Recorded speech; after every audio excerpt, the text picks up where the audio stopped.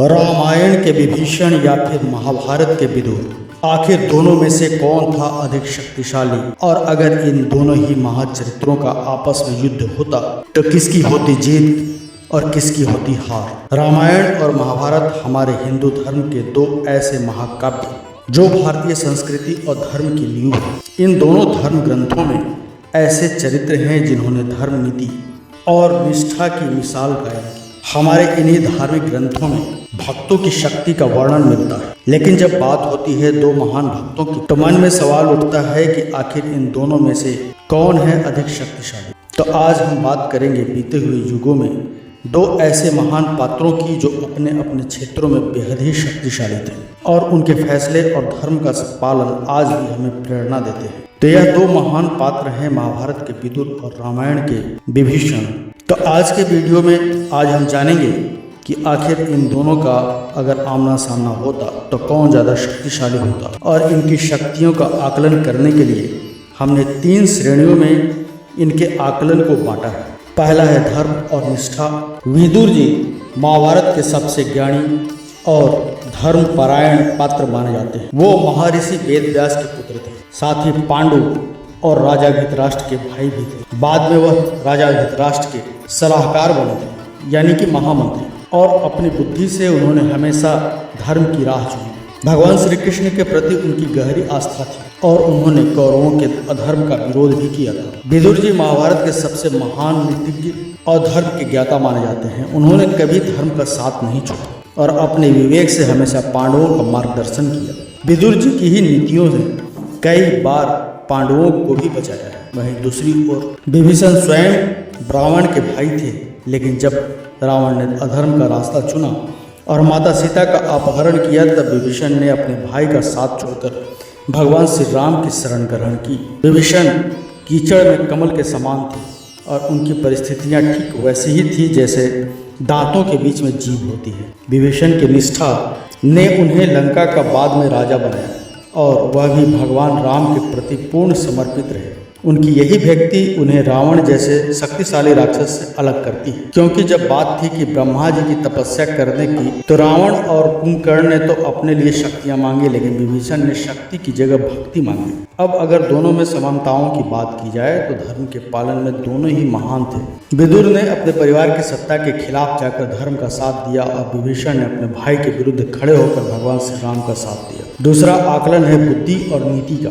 अगर विदुर जी की शारीरिक शक्ति की बात की जाए तो वह शारीरिक रूप से एक योद्धा नहीं थे, लेकिन उनकी बुद्धि और नीतियां इतनी प्रभावशाली थी कि उन्होंने महाभारत के युद्ध से पहले कई बार शांति स्थापित करने का प्रयास भी किया। कहते हैं वह नीति और धर्म शास्त्र में पारंगत थी और उनकी बातें स्वयं भगवान श्री कृष्ण भी मानते थे। उन्होंने धृतराष्ट्र के दरबार में रहकर भी अपनी नीतियों को नहीं छोड़ा और उन्हीं की नीतियों के कारण कई बार उन्होंने कौरवों के षड्यंत्र को भी विफल कर दिया था। एक बार जब कौरव स्वयं चाहते थे वह लाक्षागृह में पांडवों को जलाकर मार दें, तो विदुर ही थे जिन्होंने अपनी नीति और समझदारी और बुद्धि के दम पर कौरवों के उस षड्यंत्र को भंग कर दिया था। वहीं विभीषण शारीरिक रूप से एक योद्धा थे, क्योंकि वह जन्म से ही एक राक्षस थे और उन्होंने राम की सेना के साथ मिलकर रावण के विरुद्ध युद्ध भी किया था। विभीषण के पास लंका की सत्ता थी और उन्होंने अपनी बुद्धि से रावण की हर नीति को नष्ट करने में स्वयं भगवान श्री राम की मदद की थी। विभीषण ने न केवल युद्ध में योगदान दिया, बल्कि उन्होंने अपनी नीति से लंका के भविष्य को भी बेहतर बनाया और आखिर में वह लंका के राजा भी बने। अगर तुलना की जाए तो विदुर जी बुद्धि और नीति में सर्वश्रेष्ठ तो थे ही, जबकि विभीषण जी शारीरिक शक्ति और युद्ध कला में अधिक प्रभावशाली माने जाते हैं। अब तीसरा और आखिरी आकलन है युद्ध कौशल। विदुर जी की बात की जाए तो विदुर जी एक महान नीतिज्ञ थे, लेकिन उसके साथ साथ उन्हें युद्ध कौशल का भी ज्ञान था, क्योंकि स्वयं भीष्म पितामह ने उनको शिक्षा और दीक्षाएं दी थी। साथ ही साथ वो यमराज जी के अवतार भी थे। उनकी शक्ति उनके शब्दों और विचारों में ही थी, जिसने कई बार युद्ध को रोका और पांडवों को सही मार्ग दिखाया। उनकी ही नीतियों की वजह से लाक्षागृह में पांडवों की जान बची थी। उन्हीं की कई नीतियों ने महाभारत से पहले ही कई सारे युद्ध होने से रोक दिए थे। ऐसा ही माना जाता है कि अगर विदुर जी पांडवों की तरफ से युद्ध में उतरते तो यकीनन वह धनुष बाण से ही कई सारे योद्धाओं का खात्मा कर देते। वहीं अगर बात की जाए विभीषण की तो वह एक असुर परिवार में पैदा हुए थे। उनके पास युद्ध कौशल भी था।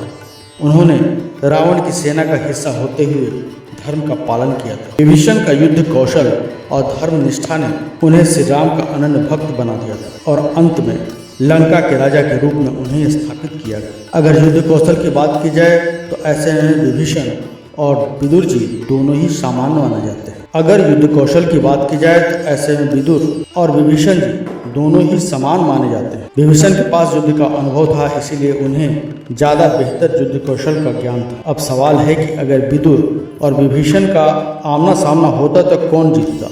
एक तरफ विदुर की नीति और धर्म का ज्ञान, तो दूसरी तरफ विभीषण की युद्ध कला और भगवान श्री राम की कृपा। तो अगर केवल युद्ध की बात की जाए तो विभीषण का पलड़ा भारी नजर आता है, क्योंकि उन्हें भगवान श्री राम के साथ जो रावण का युद्ध हुआ उसका अनुभव था।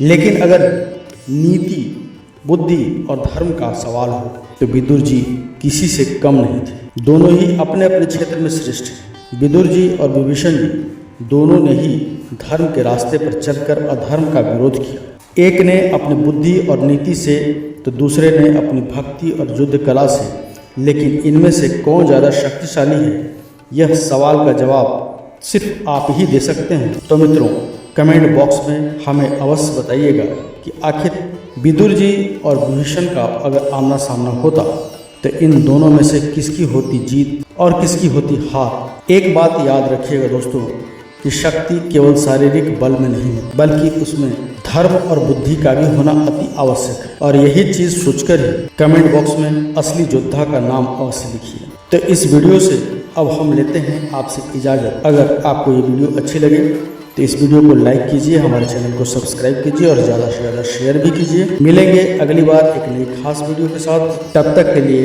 देखते रहिए संस्कृति दुनिया। धन्यवाद।